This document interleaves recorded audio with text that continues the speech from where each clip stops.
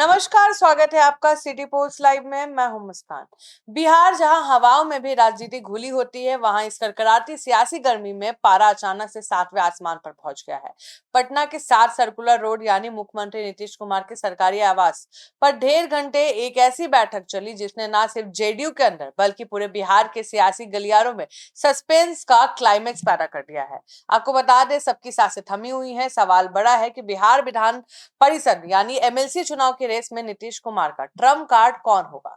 JDU के कोटे से वो कौन से खुशनसीब चेहरे होंगे जो सदन का रुख करेंगे। इस महामंथन की स्क्रिप्ट आपको बता दें मंगलवार की सुबह से ही लिखी जाने लगी थी।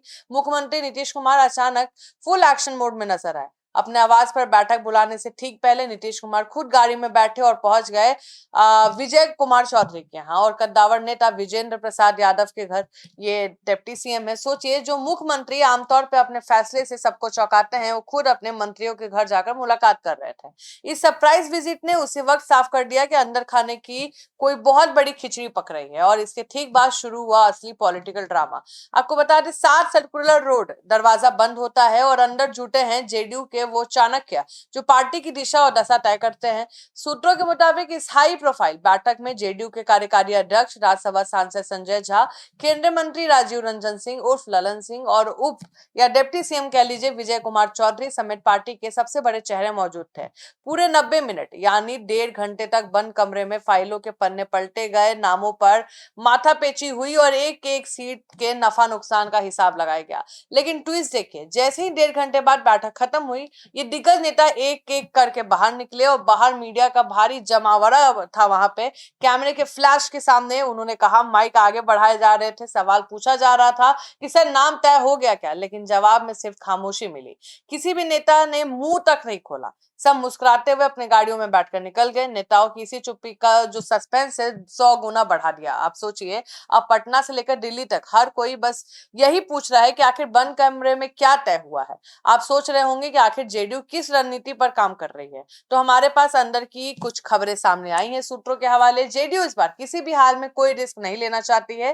पार्टी के सामने आने वाले चुनाव भी है, इसलिए एमएलसी चुनाव उसका एक ट्रेलर माना जा रहा है। नीतीश कुमार के टेबल पर जो फॉर्मूला चल रहा है उसे आप 3C कह सकते हैं। 3C यानी उम्मीदवार बेदाग हो और विवादों से दूर हो, जिसका कार्यकर्ताओं में स्वीकृति हो, एक्सेप्टेंस हो, जो एनडीए के वोट बैंक को भी कहीं ना कहीं फिट बैठता हो। इस बैठक में पिछड़ा अति पिछड़ा मानी ईवीसी, महिला, दलित और स्वर्ण, इन 5 वर्ग के प्रतिनियुक्त को तराजू पर तौला गया है। नीतीश कुमार एक ऐसा सोशल कॉकटेल तैयार कर रहे हैं जिससे विरोधी खेमा कहीं ना कहीं यानी महागठबंधन चारों खाना चित हो जाए। और जेडीयू की परंपरा रही है कि मंथन चाहे जितना भी हो, राय चाहे कोई भी दे, लेकिन जब बात आखिरी मोहरे की आती है तो फैसला सिर्फ और सिर्फ नीतीश कुमार का ही होता है। पार्टी के अंदरूनी सूत्रों का कहना है कि संभावित नामों की लिस्ट पर एक आम सहमति बन चुकी है। बस मुख्यमंत्री की अंतिम हरी झंडी का इंतजार है। कहा जा रहा है कि अगले 24 से 48 घंटे के भीतर जेडीयू अपने आधिकारिक उम्मीदवार की लिस्ट जारी कर सस्पेंस के इस गुब्बारे को फोड़ सकती है। इस वक्त सबसे सिर्फ जेडीयू और बीजेपी के दफ्तर में ही हलचल नहीं, बल्कि विपक्षी महागठबंधन यानी आरजेडी और कांग्रेस के खेमे में भी